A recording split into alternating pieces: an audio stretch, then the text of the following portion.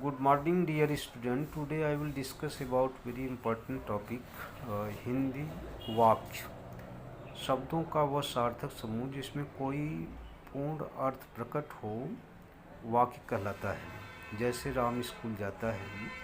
वाक्य के भेद अर्थ के आधार पर वाक्य के भेद।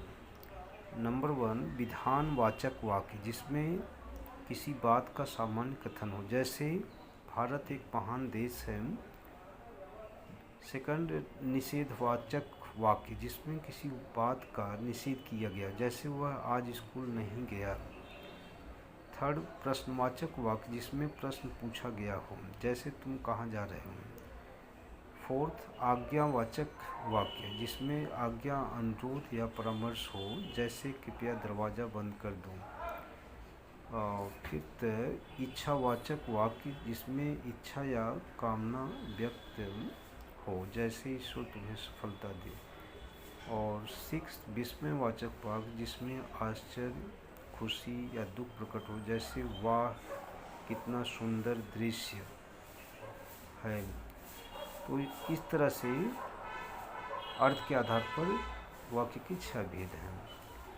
दूसरा रचना के आधार पर वाक्य के भेद, ये 3 प्रकार का होता है बच्चों। सरल वाक्य, संयुक्त वाक्य और मिश्र वाक्य।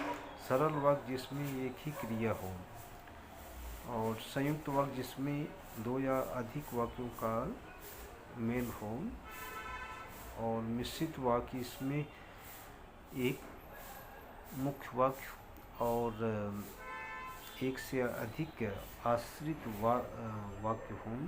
अधिक आश्रित वाक्य तो जैसे जब बारिश होती है तब किसान खुश होते हैं। जब बारिश होती है तो किसान खुश होते हैं, यह मिश्र वाक्य है। तो बच्चों इस तरह से आप देखते हैं कि वाक्य अर्थ के आधार पर 6 प्रकार का है। कौन कौन से हैं? विधानवाचक वाक्य, निषेधवाचक वाक्य, प्रश्नवाचक वाक्य, आज्ञावाचक वाक्य, इच्छावाचक वाक्य, विस्मयवाचक वाक्य, राइट। और रचना के आधार पर बच्चों ये 3 प्रकार होता है: सरल वाक्य, संयुक्त वाक्य और मिश्रित वाक्य। इस तरह से ये वाक्य के भेद हैं और इसे याद रखें। थैंक्स